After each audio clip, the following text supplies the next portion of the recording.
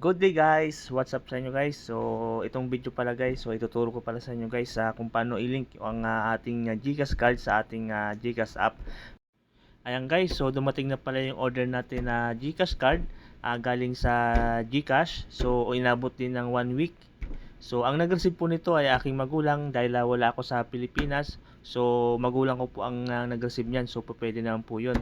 So, hindi natin patagalin guys. So, tara, let's go!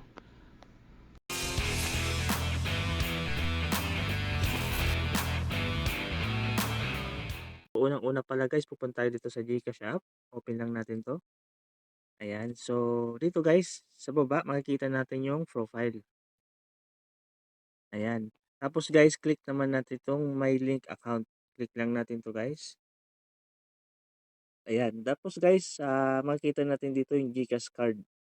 Click lang natin 'to.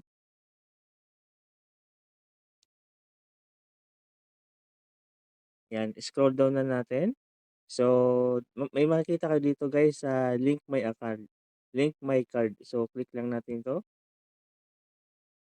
Then, merong lalabas na OTP guys. So, kopyahin nyo lang. Tapos, ilalagay nyo lang dito.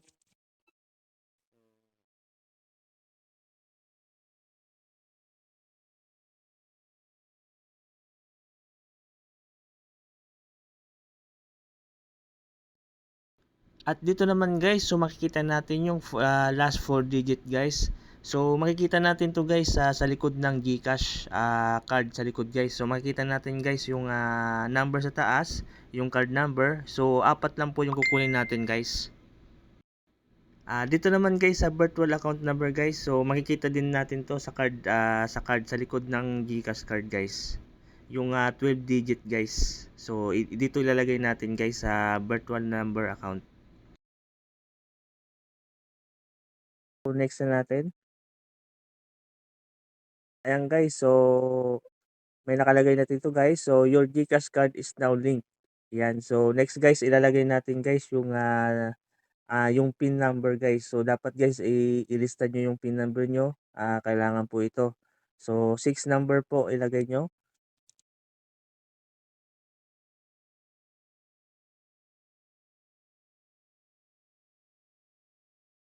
Ayan guys, wag niyo pong kalimutan nyo kasi ito po pinaka-importante sa lahat yung PIN number guys.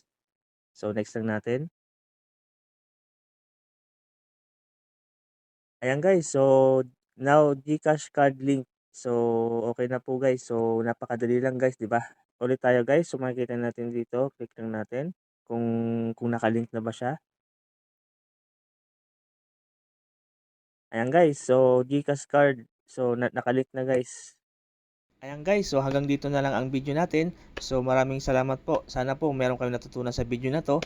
At saka po, huwag pong kalimutan na i-subscribe ang ating YouTube channel. So maraming salamat po.